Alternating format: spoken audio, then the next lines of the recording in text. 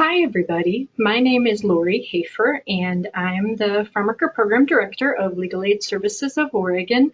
I've been part of LASSO for now about 15 years, and today we're going to take a look at the screening of immigration eligibility as part of our intake process. As you know, we are partially funded through the Legal Services Corporation, and as such, there are certain regulations that we need to follow. And so today we're going to take some time to look at how to do it.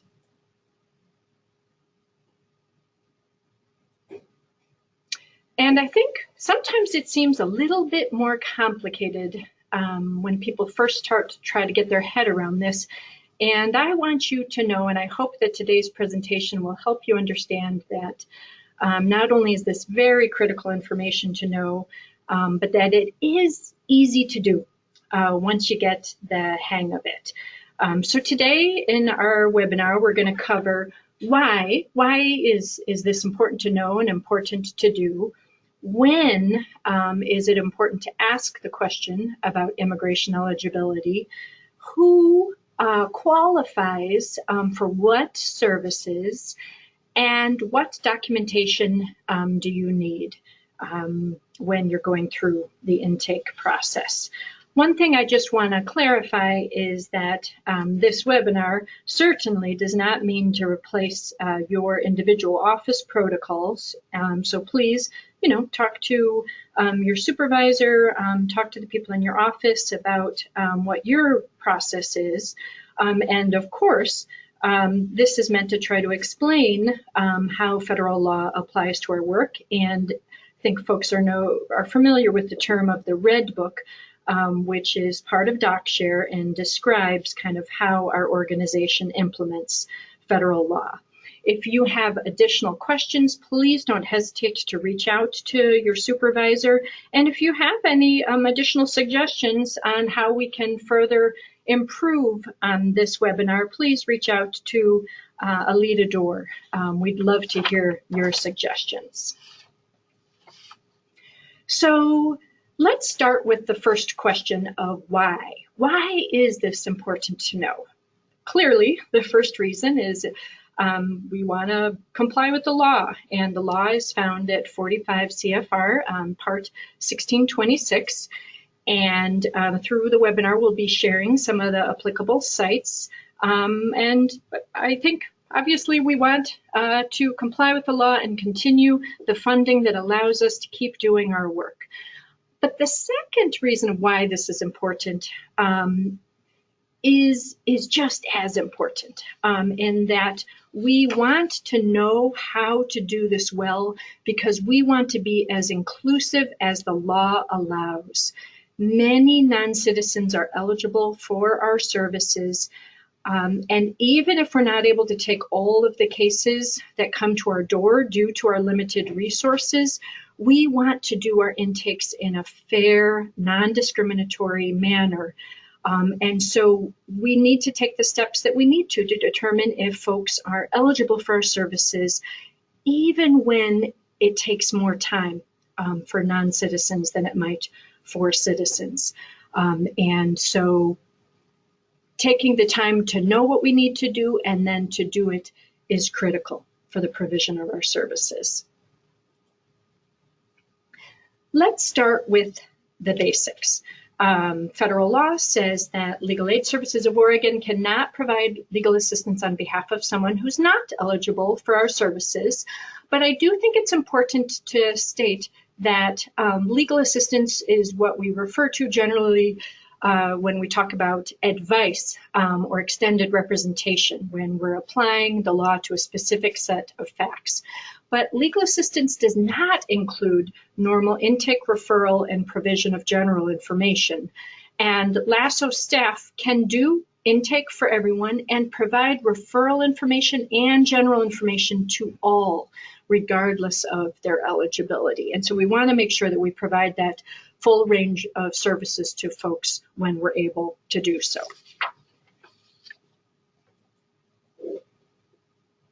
moving to the next set of questions, when do we ask the question about immigration eligibility? And again, I want to defer to what the process is in your local office.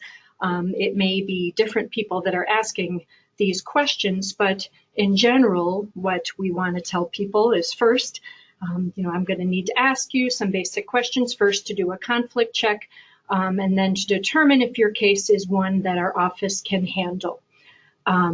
Then after you take that action, then generally most offices would say, now I want to get some more detailed information about your legal situation, if there's not a conflict and if it fits within the realm of civil legal cases that your office can handle. After the facts, then most offices would then say, now we need to ask some additional questions to determine if you're eligible for our services. That would include information about income and assets and household size. And I do think it's important to clarify to people when you're describing the process that if someone is not eligible for our services, that we will give some additional information about other resources that may be available for you. The key is that immigration-related questions are asked last. They are asked after you have gathered the facts. And that's because our main goal, or one of the main goals that we're trying to achieve through this intake process, is a trust-building exercise. The other reason is that sometimes the facts that are shared will be sufficient enough to demonstrate eligibility, and so you may not need to ask that question, or you may ask it in a different way. But the key takeaway from this slide is that the immigration question is asked after you have gathered the facts from the potential client.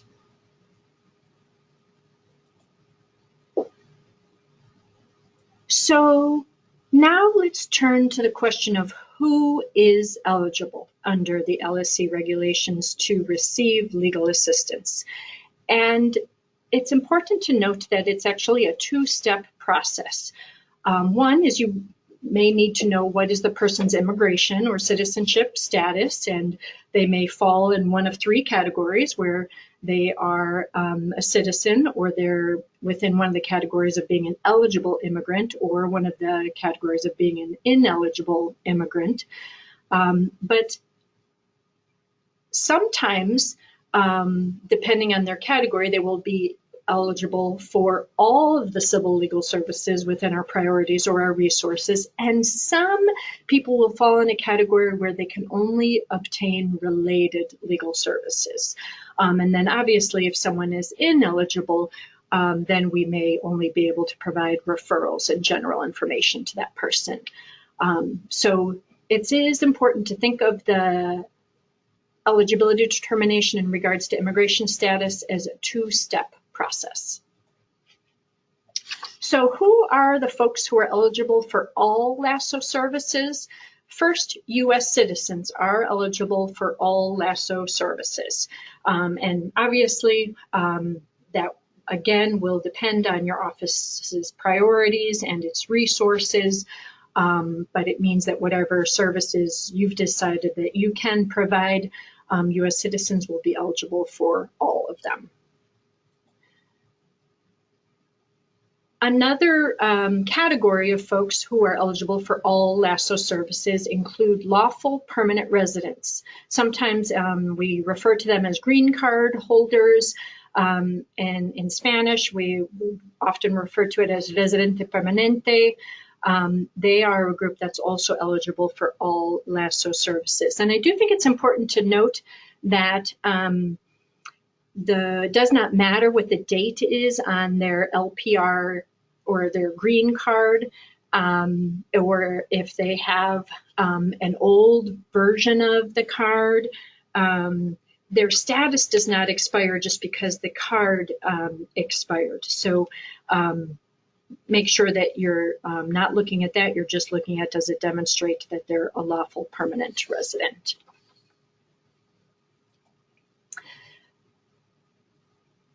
The next category of folks who are eligible for all LASSO services is one that in the farm worker program, we're actually seeing an increasing number of people who fall in this category.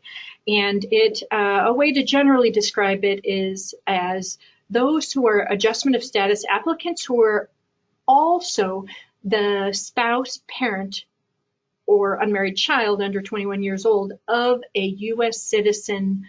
And what that means is it doesn't mean that the application has to be approved. It just has to be on file, that it's pending, and that it hasn't been rejected. And I think it's important to note that, for example, looking at the first category of family-based petition, many people have had perhaps their sister or brother has applied for them. Or perhaps their spouse has applied for them. And some of those petitions, or sometimes a parent has applied for them. And some of those petitions can be pending for 10, 15, 20 years. The other thing that I just want to note is that it is kind of a two-part eligibility, and that you, to be eligible for LASSO services, you need to have the pending petition, and some of the examples of the kinds of pending adjustment of status applications are listed on the screen there. And you need to have the relationship with the U.S. citizen child or spouse. And it doesn't have to be the same person. So, for example, your sister might have filed to a family-based petition on your behalf, but you also have a U.S. citizen child who's obviously not the one that petitioned for you, and that's fine. So this is an important category. You don't have to memorize this list, but you should be aware that there are a list of different kinds of adjustment of status applicants that are included in this. Another group of folks who are eligible for all LASSO services include refugees or asylees, those who have had withholding of deportation or removal status granted, and those immigrants who are a victim of a severe form of trafficking, including any derivative family members, kind of family members who qualify for relief under the T visa statute. And I think it's important to note that this does not mean those who have been granted T visa or have gotten a T visa from immigration, or even those who have applied, but those who have experienced a situation that meet the elements of it. And sometimes this can take some time to determine. It may take a couple of conversations to determine whether somebody qualifies under this category. There are some additional categories that I have not included in this webinar.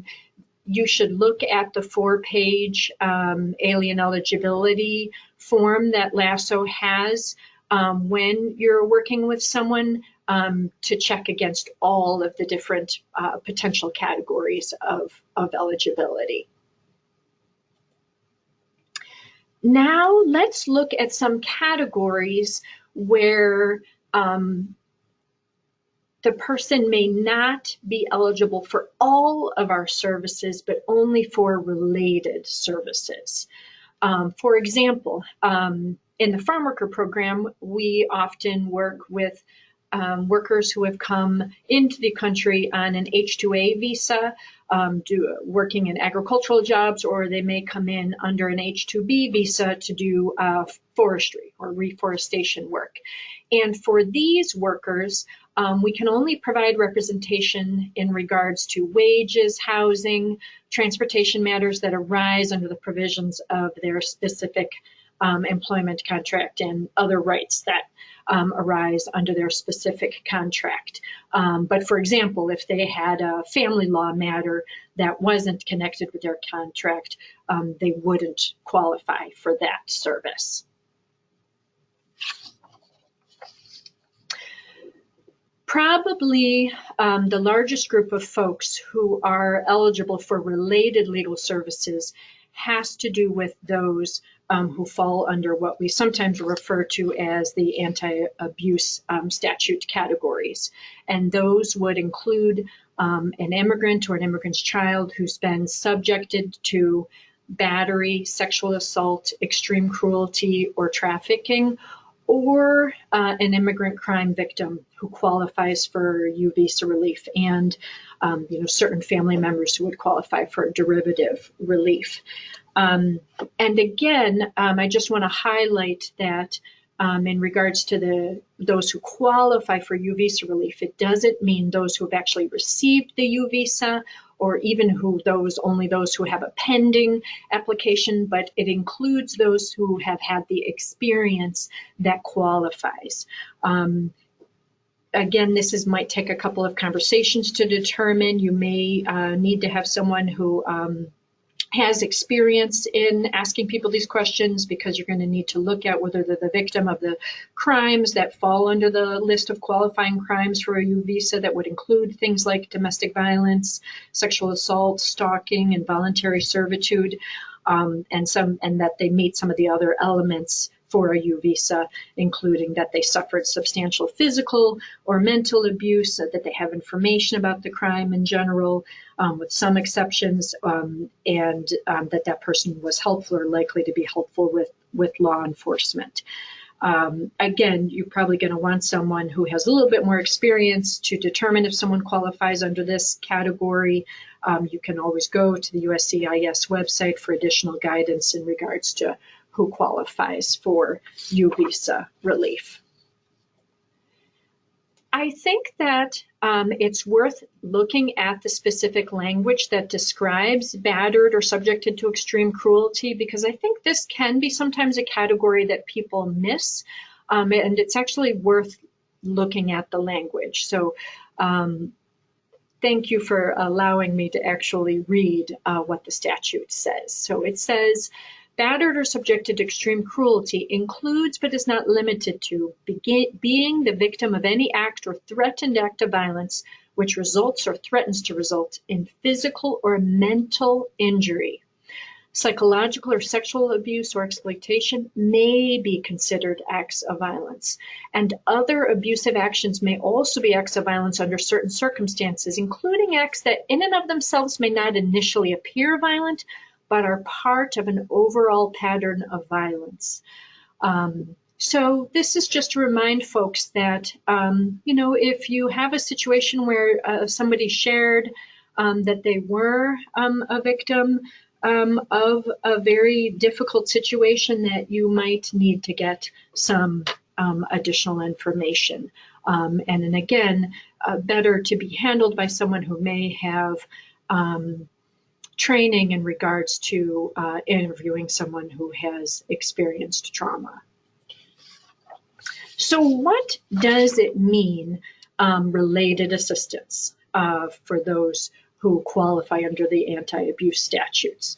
So basically, if you have someone who has been battered or subjected to extreme cruelty or a victim of sexual assault or qualifies for a U visa, what the LSC regulations state is that we can provide assistance that helps to prevent or obtain relief from the battery or cruelty or sexual assault, and that might mean getting an order of protection. It also includes preventing or obtaining relief from crimes, and again, that could include immigration relief. But I think it's important to actually look at the language that says that that assistance doesn't just allow us to provide assistance to help someone escape from the situation, but also to ameliorate the current effects of the abuse or protect against future abuse. And it goes on to say that it's not, while it may include immigration law matters and domestic or poverty law matters. I think it's important to look at the details of the poverty law matters that are included, because I think some people might understand it as just being to help in regards to the family law matter, but it also can mean helping in regards to housing, public benefits, and employment. For example, a victim of sexual assault may need help in getting stable housing, or may need help in getting a job back so that she can provide stability to her family, avoid either going back to the abuser or avoid going into another abusive situation. We need to be able to explain the connection. So it is important to know enough of the situation that we can show why the representation we're agreeing to provide is connected to what they suffered. But I think that we should know that it is a broad range of helping this person to make a bad situation better.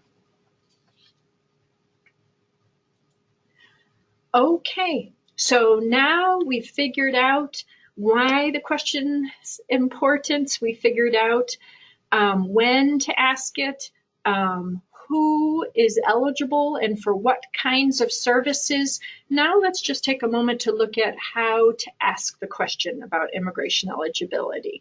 As we've discussed, some people may qualify just because of an experience that they've had. And so you may not need to ask any follow-up questions if the facts establish their eligibility. If it's not clear from the facts that they're eligible, then at the end of the interview, you may say something like, I need to ask you some questions about your citizenship and immigration status to determine which resources can be used to serve you. Oftentimes, it may be a series of questions. You might want to start out by saying, are you a U.S. citizen or a permanent resident? If they don't answer in the affirmative to that question, then you may want to continue and say, do you have any pending immigration petitions, immigration proceedings, or a work permit?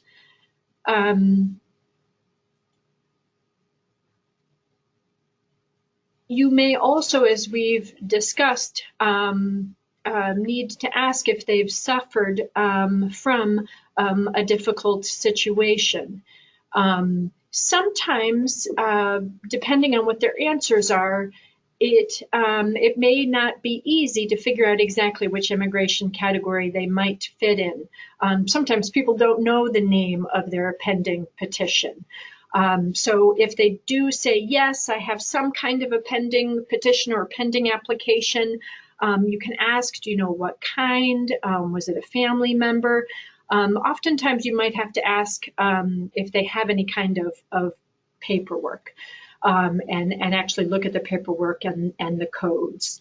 If they say, yes, I have a work permit, then it's usually good to ask them to see if you can look at the work permit or fax you a copy so that you can look at the code on the work permit to be able to see, because not all of those who have a work permit are eligible under our long list of those who are eligible. For example, just if someone's only a DACA recipient, they may that may not be enough to show eligibility, but please note that many DACA recipients, even if their work permit says the DACA code, may also have another category that they're eligible in. For example, they might have a pending petition and a U.S. citizen child. You may need to look at several different resources. As we stated, the LASSO Alien Eligibility Checklist is a key resource, and immigration has a list of work permit codes that is very helpful. I put on the screen the first page of the Legal Aid Services of Oregon Alien Eligibility Checklist. As people can see, it's long and detailed, and sometimes when you're doing certain intakes, you have to just march through the list to see which one might be applicable. And please take the time that you need to figure out if they qualify. Sometimes in regards to the paperwork they give you, it's not always the same kind. You can see on the Alien Eligibility Checklist that there's many different kinds of documents. This is one example of a document that would show that someone has a pending family-based petition. Here's another example of a pending petition, and you can see they kind of look different, but both of those would be acceptable to show that as long as they have the requisite relationship with a U.S. citizen, child, spouse, or parent, that would be enough for them to fit in that eligibility category. This is that immigration employment authorization document code packet that the link was shown in the previous slide. That can be very helpful to kind of look at what codes on their work permit to help you figure out what status they are and whether or not they fit within one of our codes. So the next question is, what documentation do you need? Once you've figured out which category they might fit in, then if it's just a telephone intake and you are only giving kind of advice and brief service over the phone with no in-person contact, then it's important to note that a notation and legal server is sufficient. And you're not going to need to collect any further documentation. However, if you do an in-person intake, even if you're just giving advice, if there's any in-person contact, even if the initial contact is by telephone, or if there's extended representation, then you will need to have some kind of documentation in the file. For U.S. citizens, they should sign the attestation. If you don't have the form, they'll have to use that similar language in the attestation. If their eligibility is based on one of the anti-abuse statutes, being a victim of domestic violence or sexual assault, your intake notes of the client statements are sufficient. You can also use other documents if the person has them, but you don't need to. Your notes of what the client experienced are sufficient. If the person's a lawful permanent resident, you must see their original or a copy that seems like it's authentic. And please note that sometimes they may not have their actual card or even a copy of the card. Sometimes they'll have a stamp in the passport that shows that they're a lawful permanent resident, and that is acceptable. If they fall in the category where they have a pending adjustment of status application and need to have the kind of relative status with a U.S. citizen, then you're going to need to have both the proof that there is a pending petition, and again, lots of different documents are acceptable, and you'll also need a document showing the proof of the relationship with the U.S. citizen. And sometimes that would be, if it's a child, just the birth certificate, and if it's a spouse, sometimes the marriage certificate, and sometimes you'd also need proof that the spouse is a U.S. citizen. I do think, again, we kind of started out talking about that steps to take if someone is not eligible. One is you'll have to take the proper steps within the legal server to mark why you may be rejecting that case. But you do not need to add any notes as to their specific immigration status. I think it's important to express that we're sorry that we're not able to provide legal representation in this matter, that they're not eligible for our services. We want to have clear communication, but we also want to express our care and desire to provide the assistance that we can. So clarifying that I would be happy to provide you with a referral to another potential legal resource. Would you like me to provide you with referral information? For those offices, where there is a paired office with the Oregon Law Center, and the kind of case that's presented is one that office may be open to handling, then you may want to say, we have a partner organization that may be able to assist you in your case. Would you like me to send them the information that I've collected from you to see if they have the resources to help you in this matter?